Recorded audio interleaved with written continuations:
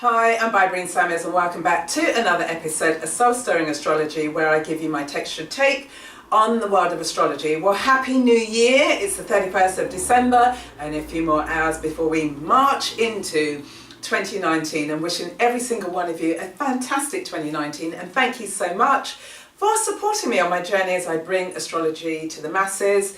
Really love doing it and look forward to doing more of it next year in 2019. Well, to kick off the year, we have this very, very powerful new moon in Capricorn, and the reason why it is so powerful is because there are 6 placements within Capricorn. So we have the Sun and the Moon at 15 degrees, we have the South Node in Capricorn at 26 degrees, we have Mercury there at 2 degrees, we have Saturn, which is in his home sign, at 12 degrees, and Pluto at 20 degrees. So there is a solidity to this new moon in Capricorn, and it's a new moon and it's a solar eclipse, and the reason why it's a solar eclipse is because the nodes have moved signs. So last month they moved into North Node in Cancer, South Node in Capricorn. So it takes about 18 months to remain in one sign, and then it takes about 18 to 18 and a half years to come back home. So what I want to do is to highlight some epochal moments when the nodes have moved into Cancer and Capricorn respectively. So let's go back to the years 2000, 2001, and some of the epochal moments is that sadly the very unforgettable 9/11, and that happened in September 2001. What we also saw was it was Venus Williams, and she was the first black woman to win Wimbledon. We also saw that the feminist icon Frida Kahlo was the first Hispanic woman to have her face on a US stamp. Also, just after that, we saw the first female president in Africa. She was the president of Liberia from 2006 through to 2018. It was beyond the Cancer and Capricorn. But what I'm indicating here is that through Ellen Johnson Sirleaf, what we're seeing is a shift in power, a shift in balance, a shift in terms of who governs. So, and who has power, who doesn't have power. You know, the challenging of America through 9/11 showed the world so much. One can draw their own conclusions around that. But what we saw was a disturbance in power. And that's a signature with Cancer and Capricorn. If we go back 20 years, roughly between 1981 through to 1983, we saw the launch of the personal PC. Apple and IBM launched their own personal computers.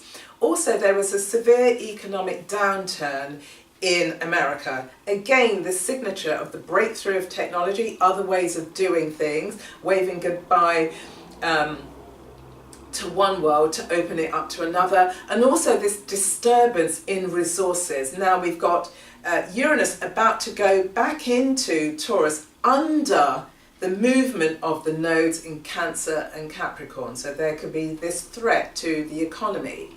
There's also breakthrough moments that are taking place with technology. As I said, during 81 to 83, we saw the personal computers. From 2000 to 2001, Apple again launched iTunes. And what we're seeing here with this emergence of this new moon in Capricorn, it's the sort of prelude to what's coming in the next decade. We're seeing another emergence of technology, particularly with AI, robotics, blockchain and big data. Let's go back even further to the early 60s, the era when I was born. And so if we take 1960, 61 through to about 63, we had JFK, he was assassinated. We also had Martin Luther King talking about I Have a Dream. It's when the Soviet Union launched Vostok 6, and on it there was a female astronaut by the name of Valentina Teknakov. I hope I'm pronouncing that correctly. But she was the first woman who the Soviets sent up into space. Here again, we're seeing this emergence of who holds power. At the same time, during that era, Alcatraz, the state penitentiary, was closed down. If you've ever been to San Francisco, you know, you go onto the island, it's very eerie, I remember going there, but that penitentiary closed down. Now, here we are on the cusp of 2019. Is there the chance that Guantanamo Bay will be closed down? So I know that Trump has signed this other order or some kind of resolution to keep it open. Now, all of these epochal moments, what they're calling for each and every one of us under this Cancer and Capricorn axis is how do we become more participatory within politics? All of us are being called for, you know, what do you stand for? What do you stand for personally? What's your personal ethos? But also, how are you demonstrating that into the world? And that's what this new moon in Capricorn is reflecting in terms of the nodes in Cancer and Capricorn. Where can you start demonstrating your personal gravitas? Because it's the personal gravitas that's going to enable all of us to rise up in consciousness, because we're already beginning to challenge the status quo of governments. We don't believe them. We're seeing the diabolical situation that's taking place here in Europe with Brexit, with Britain leaving Europe. Sad day, tragic, but it seems like it could happen. We also saw that reflected when Canada established its constitution, a separation, wanting this sense of identity. Personally, I was against Brexit, I'm still against Brexit, but hey, I know I'm not the only voice. So what we're seeing is this separation. We're seeing it politically. We're also seeing it personally. We're separating from people, scenarios and situations that aren't helping us to level up. Think about who's in your network, who cares for you, how do you care for yourself? Because the axis that we're looking at is dependency versus self-sufficiency. But if we're moving towards this era of gravitas, if we're moving towards this era of knowledge and accountability, there's a sense of iron sharpens iron. Who around you, who in your friendship network, who in your, your social network, who in your life is enabling you to level up so that you can be inspired by them, you can then inspire, and then, through that we have this rippling effect where we're all standing up, we're all taking charge, we're all having our own sense of power. We are empowering ourselves. It's not about being motivated, it's about how do you inspire your own life, and by doing so, how does that inspire other people? I think of some of the people in my network. I've got a great friend called Eddie. He's known as the open source king. And so here he is, a real super geek. He's in the top 500, out of 16 million on open source. And yes, it's a wonderful achievement, but he worked hard to get to that position. Here again is a demonstration of his Capricornian energy, or the display of Capricorn. Using his knowledge, using his wisdom to help other people. I also have another great friend called Shende, and he's really into the exposure of corporate hypocrisy, particularly around issues of race, diversity and inclusion, and he's very vocal about spreading the word around that. It's this mantra that he has, he's just not putting up with it. I have another wonderful friend called Kemi, and she is revolutionising, she's a midwife and she's revolutionising the birthing industry. I have another wonderful friend called Donna, and she's writing her backstory, she's writing a book, very Capricornian, very much, documenting knowledge and wisdom, and through doing so, that's going to transform her life and hopefully the lives of other people. Look around your network. How are you being an inspiration? Capricorn and Cancer. And the way that you can begin to do this is think about, South Node is past. The past in this life, the past in previous lives. What have you learned? What's the wisdom? What's the knowledge?